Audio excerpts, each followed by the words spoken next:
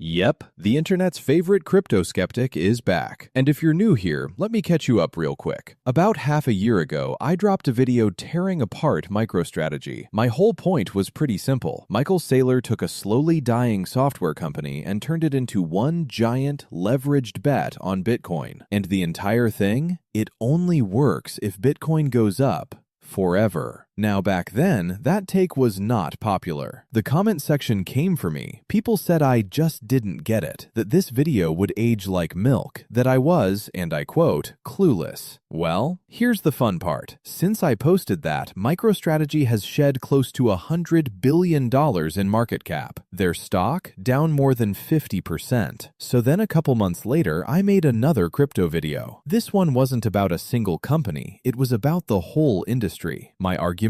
The crypto world is way more fragile than anyone wants to admit. And yeah, the crypto crowd loved that one too. Now look, I'm not here to do a victory lap. Okay, maybe a tiny one. I'm bringing this up because both of those videos came from the exact same idea, that underneath all the hype, all the storytelling, big parts of crypto are built on sand. And when you actually look, there are real, serious cracks. Which brings us to the obvious question, what about Bitcoin? Because Bitcoin isn't just another coin. It's the thing the entire industry stands on top of. It's the bottom block in a really tall, really wobbly game of Jenga. And that's exactly what we're talking about today. Because Bitcoin's price runs on the same shaky narratives. It's digital gold. It's the future of money. It's your shield against inflation and corruption. If you've spent 5 minutes in this space, you've heard all of it 1,000 times. But here's the problem. The second you start testing those stories, the second you stop listening to the pitch and start looking at the data, something weird happens. You notice a pattern. Every time the tech fails to deliver, the story just changes. New promise, new narrative, rinse and repeat. So let's back all the way up and ask the simplest question there is. What is Bitcoin actually supposed to do? When Satoshi Nakamoto rolled out Bitcoin in that 2008 white paper, the pitch was crystal clear. Bitcoin was a peer-to-peer electronic cash system. Plain English, digital money. A way for regular people to send payments straight to each other. No banks, no governments, no middleman. And honestly, if Bitcoin actually pulled that off, it would have been revolutionary. But it didn't. Not even close. Here's why. Economists judge money by 3 basic jobs. Job 1, it's gotta be a medium of exchange, meaning people actually accept it as payment. Job 2, it's gotta be a store of value, something you can hold today and spend later without your money randomly evaporating. And job 3, it's gotta be a unit of account, a standard way to price stuff so we can compare what things are worth. So let's run Bitcoin through all 3. And spoiler, it doesn't just stumble, it flops on every single one.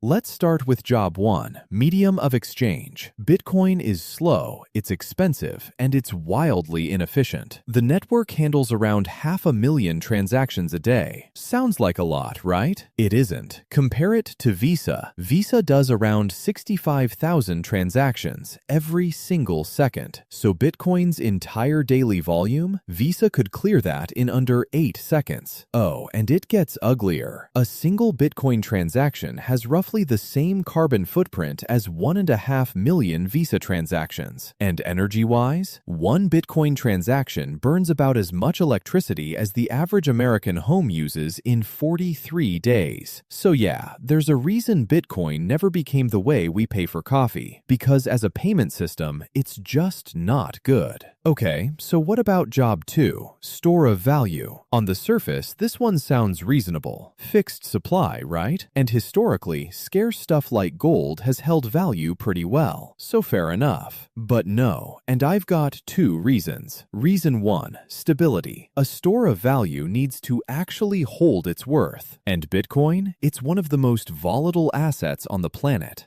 That's exactly why nobody sane dumps their entire life savings into it. When something can swing 20% in a month, that's not savings, that's a slot machine. Businesses, families, regular people, they don't treat that as a safe place to park money. They treat it as a gamble. Reason 2, and this one barely gets talked about, ownership. Everyone online swears Bitcoin is decentralized, but the actual distribution? Super top-heavy. Roughly 2% of wallets control about 95% of the supply. Think about what that means. When a tiny handful of whales hold almost everything, they can basically move the price whenever they want. Look at the recent Jane Street situation. Jane Street's getting sued right now for allegedly helping kick off the 2022 crypto crash, wiping out around $40 billion in value. And the fact that's even possible? That's not exactly the rock-solid foundation you want under your money. Alright, job 3, unit of account. Yeah, this one doesn't win either. Because here's the thing, even the businesses that do accept Bitcoin, they don't actually price anything in Bitcoin. They price everything in dollars and then convert it to Bitcoin at the exact moment you pay. So Bitcoin isn't the measuring stick, it's just passing through. It's a middleman for a split second, and then it's gone. Now, at this point, I already know what the Bitcoin crowd is going to say. Well, we just haven't given it a fair shot yet. And to that, I say, we actually did. Because if you want to see what happens when a whole country tries to use Bitcoin as real money, you don't have to guess. We already ran the experiment. Back in 2021, El Salvador became the first country on Earth to make Bitcoin legal tender. The government built a national wallet called Chivo. They required businesses to accept it. They even handed every citizen $30 in free Bitcoin just to get people using it. This was it, Bitcoin's big moment. The moment it finally proved it could run as an actual currency. And the result? Total flop.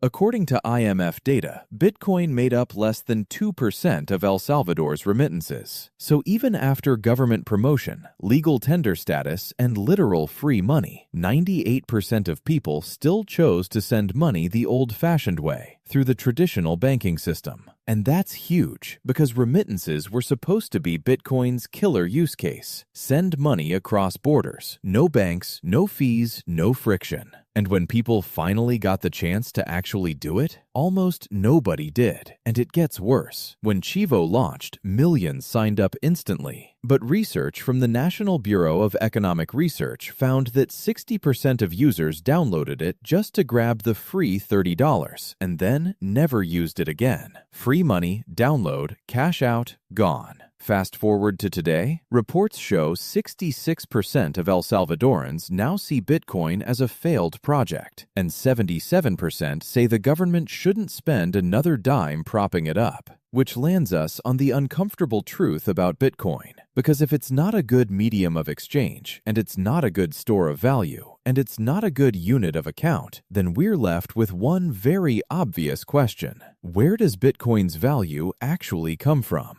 And the answer? It sits right at the very foundation of the whole thing. Strip away the narratives, delete the marketing, ignore the memes, and what's left is a really old idea in finance. Economists call it the greater fool theory. Here's how it works. The theory says an asset's price doesn't have to be backed by any real value, not as long as there's a greater fool out there willing to buy it from you later for more. And once you look at Bitcoin, actually, the whole crypto market through that lens, it all clicks. Because Bitcoin doesn't produce cash flow like a stock. It doesn't make anything like a commodity. And in the real world, it's got almost no actual use. Its price rests entirely on one belief, that someone else will pay more for it tomorrow. And that belief creates demand. The demand pushes the price up. The rising price pulls in more buyers. And the whole cycle just loops over and over. So every single Bitcoin narrative, it's got one job. Whether it's digital gold, or the future of money, or a hedge against inflation, all of it exists to create new buyers. Because the moment new buyers stop showing up, the whole machine grinds to a halt.